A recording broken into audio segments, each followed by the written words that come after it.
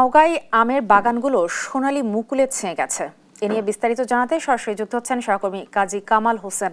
কামাল, আপনি লক্ষ্য করবেন এবার কিন্তু বাগানগুলোতে আমের মুকুল অনেক লক্ষ্য করা যাচ্ছে। বাগান মালিক ও চাষিরা কি প্রত্যাশা করছেন জানাবেন। রিপা, উত্তরের সীমান্তবর্তী জেলা নওগাঁ একসময় ধানের জন্য বিখ্যাত ছিল, এখন আমের জন্য বিখ্যাত এবং দেশের সবচেয়ে বেশি আম উৎপাদনকারী জেলা এখন নওগাঁ। এবং নওগাঁতে এখন মুকুলে একেবারে ছেয়ে গেছে। প্রত্যেকটা বাগানে প্রচুর পরিমাণে মুকুল এসেছে এবং মুকুলের ভরে গাছগুলো নুয়ে পড়েছে। যারা আম চাষি তারা এই মুকুলগুলো পরিচর্যা করছেন এবং তারা স্বপ্ন বুনছেন যে এবারে বিগত দিনের চাইতে একটা বাম্পার ফলন তারা আশা করছেন। এবং তারা বিশেষ করে দীর্ঘ সময় ধরে নওগাঁতে বৃষ্টি না হওয়ার কারণে বাগানে তারা পানি সেচ দিচ্ছে, কীটনাশক স্প্রে করছে এবং তারা বাগান পরিচর্যার কাজে চরমভাবে ব্যস্ত সময় পার করছে।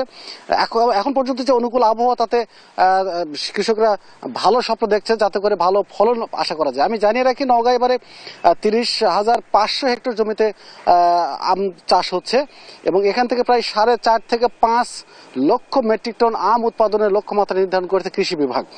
আমি কৃষকদের সাথে কথা বলেছি, তারা যেমনটি জানিয়েছেন যে আসলে অনুকূল পরিবেশ থাকায় এবারে তারা একটা ভালো আশা করছে, কারণ সব দিক থেকে কীটনাশক তেমন আগের মতো স্প্রে করতে হচ্ছে না। রোগবালাইয়ের যে চাপ সেটিও এবারে গতবারের মতো নেই। সবকিছু মিলে মোটামুটি এবারে একটি ভালো ফলন আশা করছে কৃষকরা। তো নওগাঁর আম বাগান থেকে আমার কাছে এমনটি ছিল সর্বশেষ তথ্য। ফিরছি স্টুডিওতে।